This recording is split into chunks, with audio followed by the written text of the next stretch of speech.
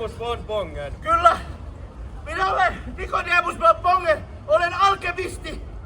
Toinen syytös on, että tämä mies opettaa maailmasta epäkristillisiä asioita.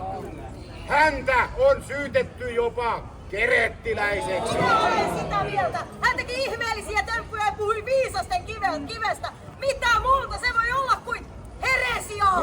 Ei! Tämä mies on hurskas, vilpittömästi tutustunut Skientia. Hän sanoo, että ihmisen pyrkimys kohti paratiisia on sama kuin aineen pyrkimys kohti täydellisyyttä, kultaa. Pater noster quiesin kelis. Mukki, tuo on erittäin vakava syytös. Onko bongenilainen siis toiminut kirkon oppia vastaan? Hän puhui siitä, kuinka kaikki koostuu maasta, ilmasta, tulesta ja vedestä. Ja Venuksen pitää olla oikeassa asemassa lunan suhteen kaikkien pyhimysten nimeen. Ja sitten hän vei minun penninkini! Perlisän on vain täytetty eläin! Ja katedraalikoulussa puhui bagdadilaisesta oppineesta saturnaalisesta aineesta. Jakan förstå. Ymmärrän, että Apoassa ei tiedetä asioista paljoakaan, mutta tämä syytös harhaopista tuntuu aika hataralta. Vid universiteten jorden runt studerar man sådana saker. Joudun olemaan samaa mieltä käskynhaltijan kanssa. Nuo puheet eivät ole vielä mikään perustelu syyttää ketään niinkin vakavasta asiasta kuin harhaopista. Lapseni, te ette tiedä kaikkea. Ja se on oikea järjestys. On oppineita, jotka ymmärtävät enemmän kuin te. Myös kirkko on kiinnostunut maailmanjärjestyksestä. Saksassa ja Italiassa tutkitaan sellaisia asioita, joita minun ei kannata tässä teille selittää.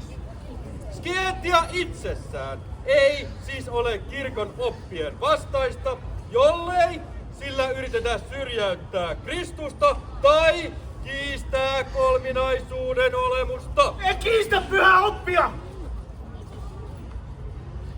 Siirrän tämän tapauksen maallisen oikeuden ratkaistavaksi.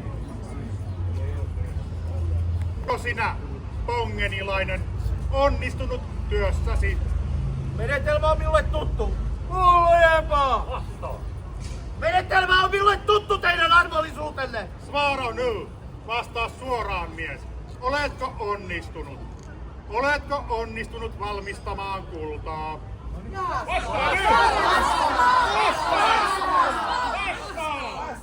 En! Miksi sinä sitten väitit niin? Se oli Ulvila Porvarin Alkot Saksin idea! Valehtelija, minähän sanoin! Vaadin korvauksia! Tavallinen ketku! Juste, dumune semmas! Pormestari, kyseeseen tulee varmaankin syytös huijauksesta tai petoksesta. Juuri näin. Missä tämä porvari sitten on? Joo, Minä tiedän! Ei se ollut mikään oikea porvari. Minä olen aivan varma siitä. Se on huijari ja se pitää saada oikeuden eteen. Olkoonkin, että tämä mies oikeasti tuntee Skientiaa eikä ole kerettiläinen.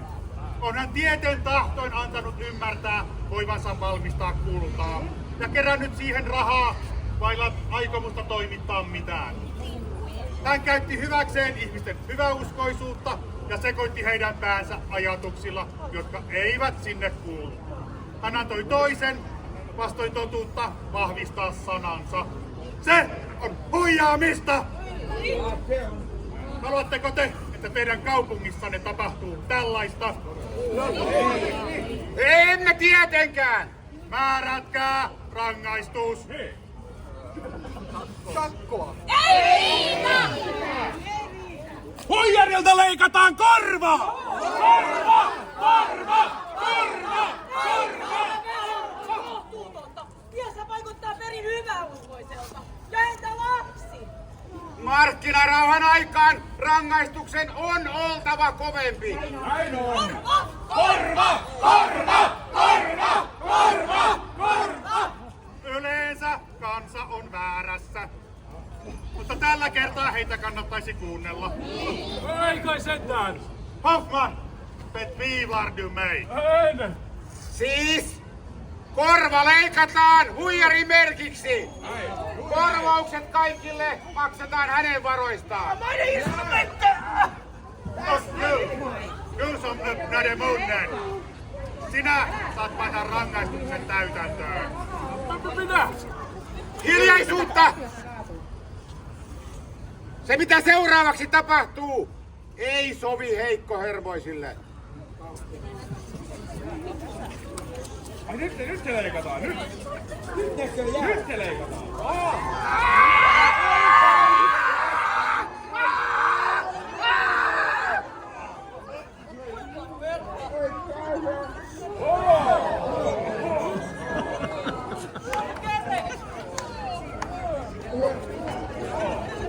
Ottakaa hänet ylös. Mene, Nicodemus von Kongen. Tämä opettakaa sinulle, ettei tietoa sovi käyttää höynäyttämiseen tai huijaamiseen. Munkki, vie tämä mies pois. Hän katukoon tekoja luostarissasi. Onko kaikki nyt selvää? En halua tuhlata aikaani enempää. Toivottavasti näillä markkinoilla on vielä jotain viihdyttävämpää tarjostavaa. Minä voin vakuuttaa, että on. Mutta eikä ollutkin kiinnostava tapaus. Näitähän sattuu.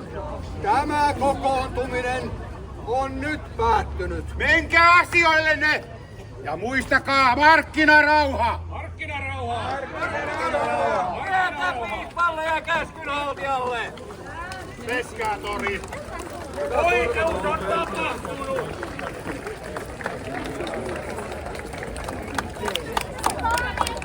Maisteri Pyörty! Lapsethan on aina seurattava vanhempiensa määräyksiä. Tyttö on täysin syytön isänsä virheisiin. Minä otan lapset. Hän on